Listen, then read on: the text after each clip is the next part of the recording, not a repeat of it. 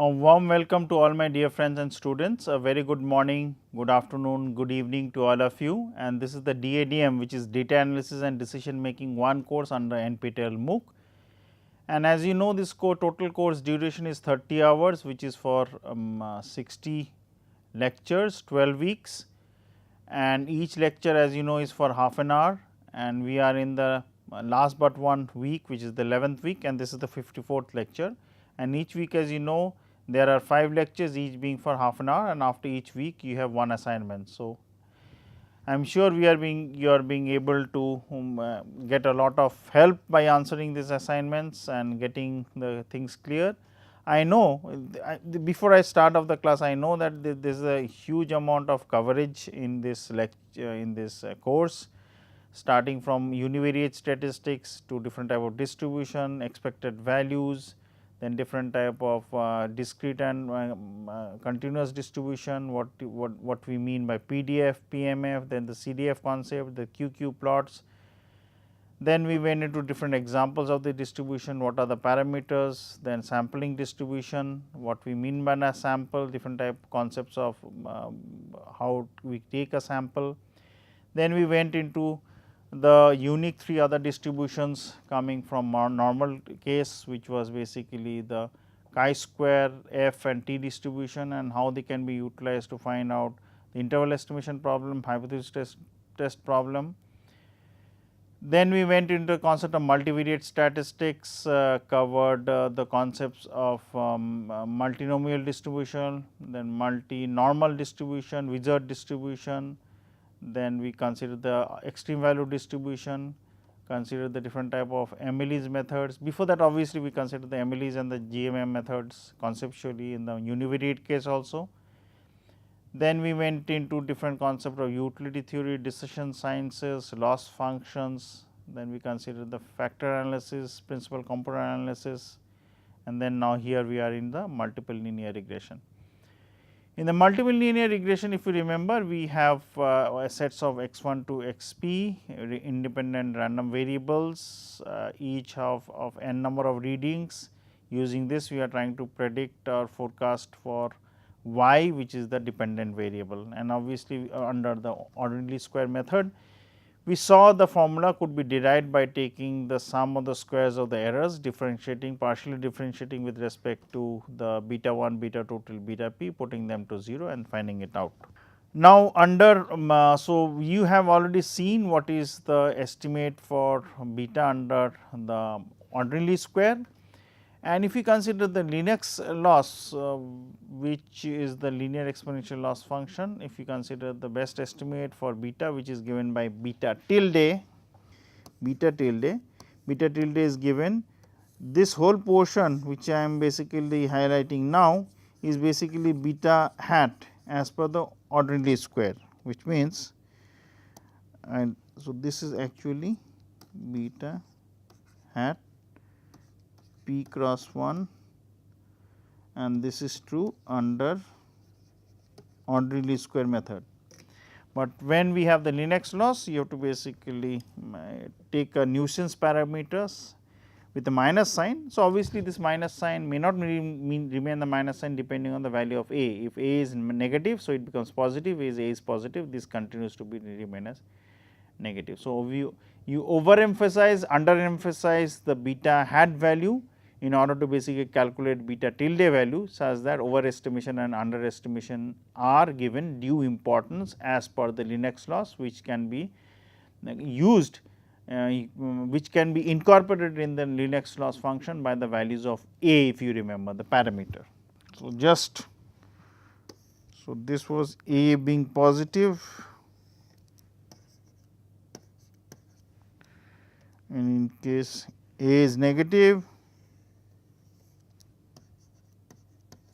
so you will have this graphs, which you have already seen, but I am just highlighting. Now, we will not solve the problem, but go through the details of a problem for which a good data set is there. So, because the data set is very large, so I cannot have the luxury of downloading and working with the data. So, we will use the secondary source data, and this is example number 19 in this DADM course as written there in the top. So, we will use the secondary source data obtained from the journal Statistics and Probability Letters, which the paper came out in 1997. The title of the paper is Sparse Spatial Autoregressions by Pace and Kelly and Barry in the volume 33 of that journal, and it contains the information on the variable using all the block groups in California in the 1990 census. So, in this sample group, a block would basically have about 1425 about individuals. So, they are divided into blocks. The total number of data points is as given in the last bullet point is 20,640 observations with 9 variables, and the geographical area included basically varies inversely with the population density. So, area being large or area being small would basically be dictated by the population density. So, as I was reading, the data consists, which is the last bullet point as it mentions, the data contains 20,640 observations on 9 variables. The authors have computed the distance among the centroids of each block groups as measured in the latitude and longitude. This is for the information, but we would not use the concept of latitude longitude for our calculations. If you open the data file and basically see which is there in the journal, so actually there are a lot of informations, but the actual variables which will be utilized are as follows, and which is given here. You have the median household value, the value of the house in dollars as it is given. You have the median income of the people who are residing in that house in dollars. You have the housing median age, the house of the house's age, how long it has been built and how long the people have been occupying that. Total number of rooms which are there in that house, total number of bedrooms which is important, that is also mentioned, the total population in the centroid and the households numbers who are there, total families which are there in technically in that. So, obviously, we will have each family having some number of people multiplied by both being multiplied will give you an approximate number of population in that area, and then you multiplied that average number which was given as 1425. So, that multiplied by the number of such districts or areas would give you the total population. So, technically we are considering the total population as in this problem is 20,640. Now, as proposed by the authors in that journal Statistics and Probability Letters, the multiple linear regression model is given as follows, where you have log of median household values is equal to beta naught. So, this is the first time we will basically see, if you remember the alpha value which was there. So, this is beta naught, and why I am mentioning beta naught, I will come to that within few minutes, plus beta 1, which is the first regression coefficient for the first random variable mi, which is the median income, plus beta 2 into median income square. So, you square those median income to find out the second random variable, which is technically x 2.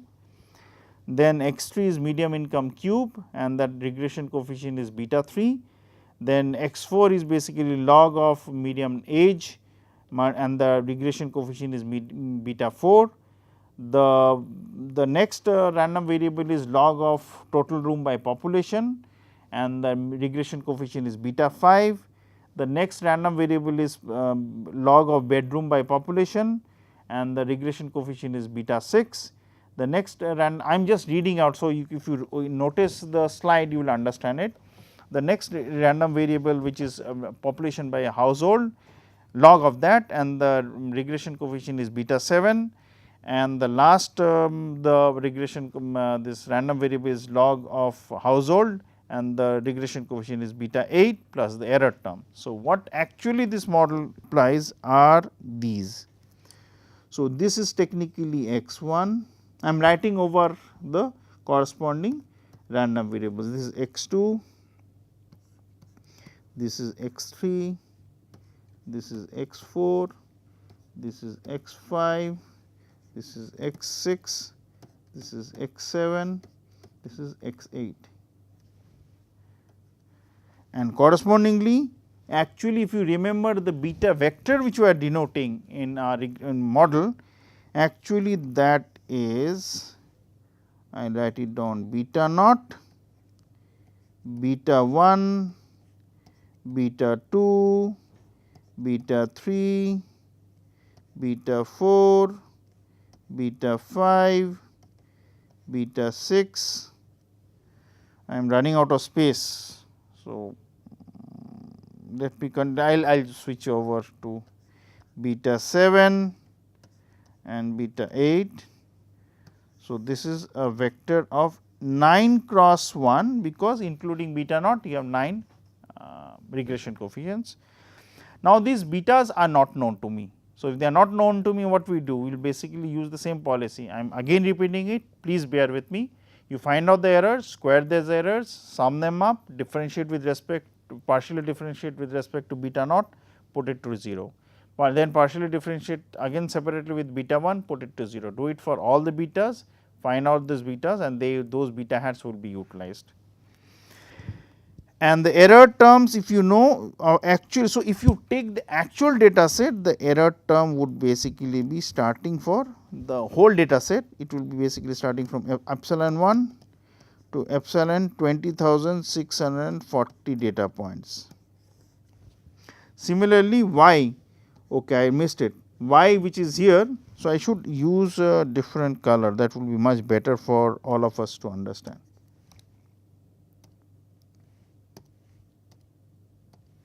So, this will be y. I should change the color for epsilon also. Let me erase it and do it again. So, this is epsilon, which is given epsilon 1 20,640. In case you would take all the data points, obviously you will won't take the whole data points, because you will consider that 20,640 as the population only, based on that you will proceed. So, you are doing a so called assumption that 20,640 data points is the population. Based on this you are trying to do the studies, which would give you good results, nothing wrong in that, but it is just a point which I wanted to mention. So, now once you have this, I just highlight in order to make things understand. So, this is y.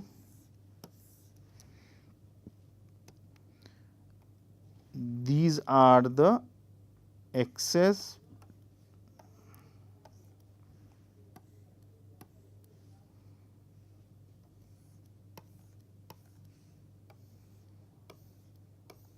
so x1, x2, x3, x4, x5, x6, x7, x8. So, and you finally also have the epsilon. So, they give you the information based on this. And if I want to denote the x vector and the y vector also, let me denote. So, while because I have been using the blue color, so y would basically come here, y1 till y 20,640 data points. And if I use the concept for the x's, x's are also red in color. So, let me use this.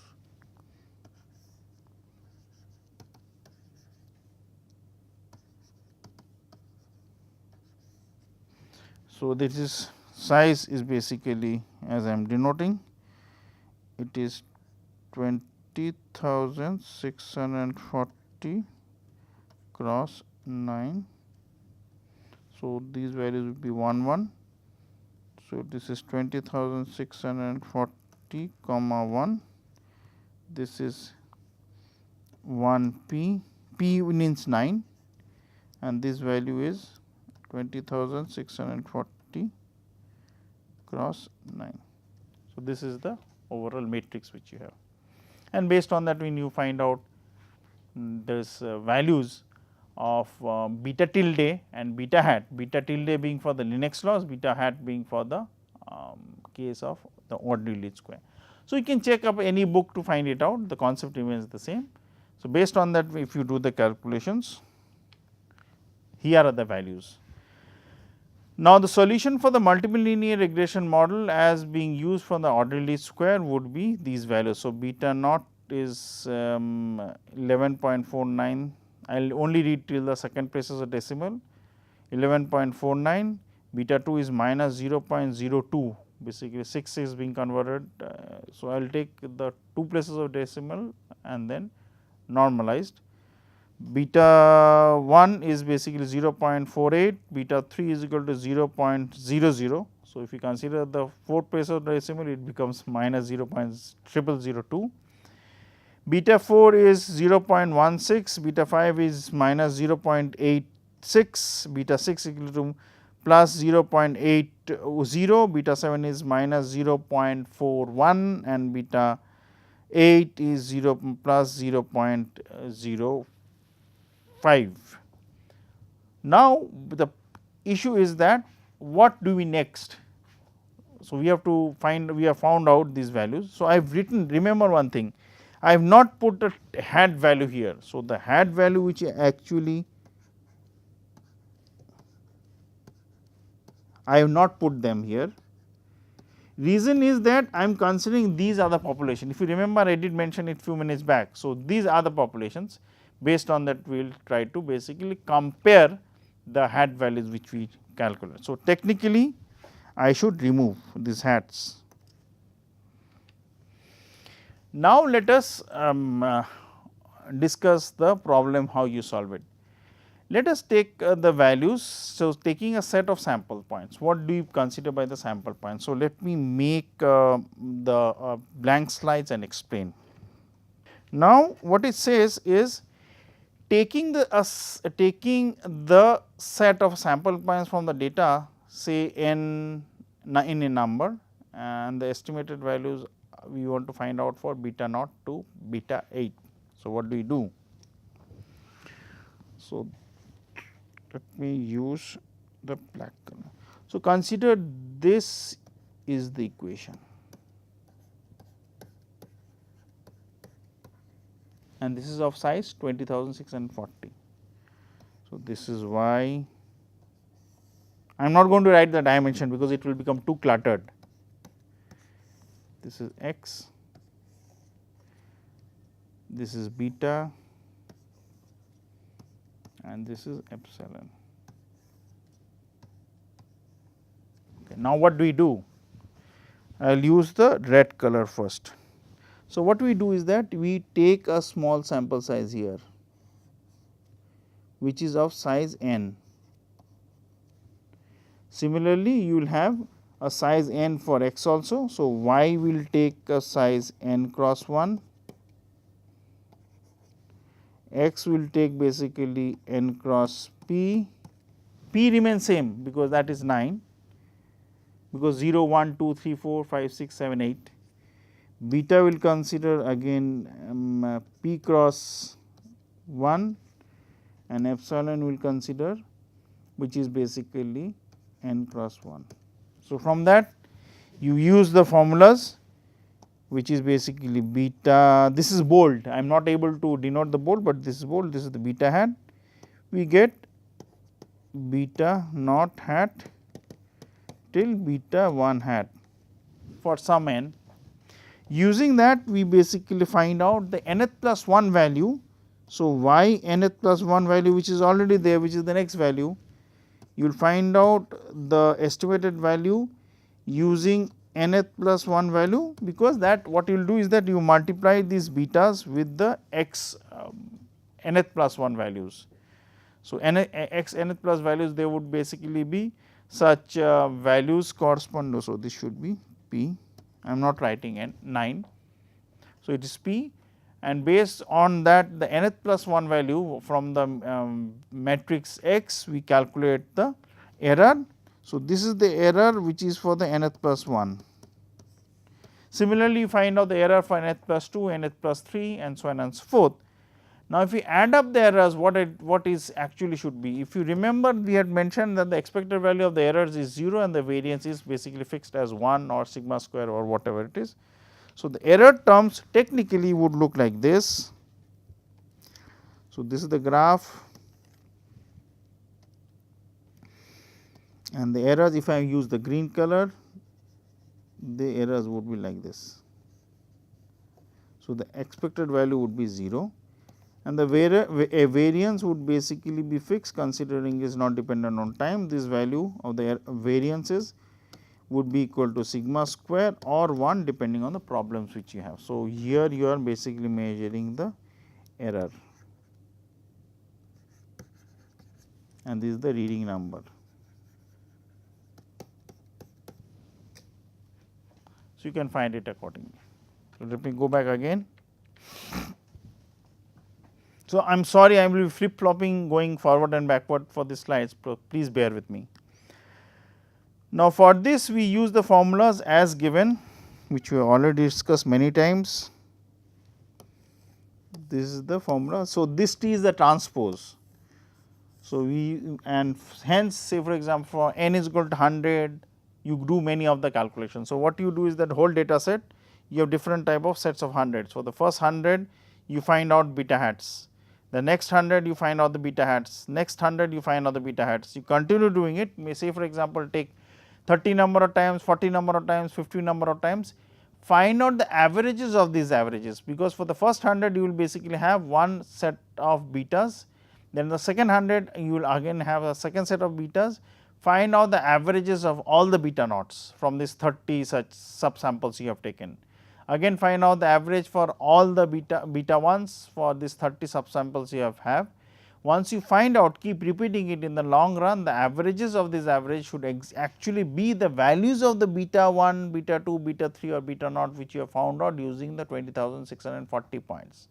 So, larger the number of samples is or larger the sample is and you keep repeating it, then obviously the difference between the estimated value and the beta value which you have taken in the long run should be 0. Similarly, the larger number of values which you take for to estimate the betas and more number of such the estimation which you do, hence the errors which you want to find out using the concept of betas, beta hats and the x's, and errors with respect to the difference between the actual value of y and the estimated values y in the long run should be exactly equal to 0 as per the assumption. So, here what we are saying is that take n is equal to 100, 150, 200, 250, 300, 350, 400, 450 and 500, keep repeating it as many number of times considering n is fixed. For 100 you will have one set of readings, for 150 you will have one set of readings. Similarly, for 200, 250, 300, 350, 400, 450 and 500. But remember one thing, for this number of small subsamples, if you have the same number of repetitions, then for the larger samples which is 500, there the errors on the average, which is the difference between the actual value of y and the predicted values y, would basically turn out to be 0 faster. Point 1. Point number 2, the estimation values of the betas would be much better. That means, the difference between the beta hat and the actual value of beta which you have already found out using the 20,640 points would be as low as possible. So, what we are saying is that also remember to take such number of n's in each case as 10 as in number. I have said 30, it can be 10, 15, 20 whatever it, but if you do such number of repetitions considering sample size is also large, number of repetition is also large, the value should definitely be as close as possible to the actual values. If you plot the histograms of beta 1 to beta naught, beta 1, beta 2 till beta 8, what is interesting is that the histograms would basically slowly come out to be a normal distribution, and the expected value of this histogram of the normal distribution would be the actual values of beta naught to beta 8 which you have found out using the 20,640 data points which you have used for our studies.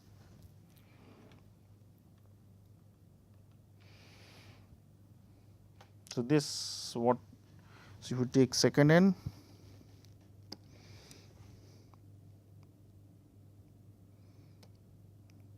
so what I am saying is that you take another n, another n, another n, keep repeating it. So, this is the first n, second n, third n, fourth n, do it for these values and you will get the values of beta hats. So, technically the expected values of the beta hats individually in the long run should be equal to the beta. So, I am using the vector notation again.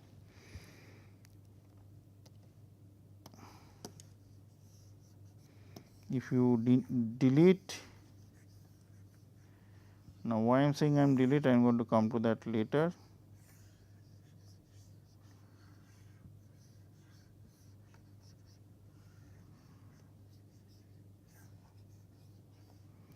Now, if I change n, as I said, put a different color, because n is now changing, again some n. In that case, the n's were, if you remember, 100, 115, 1, 200, 215, 300, 315.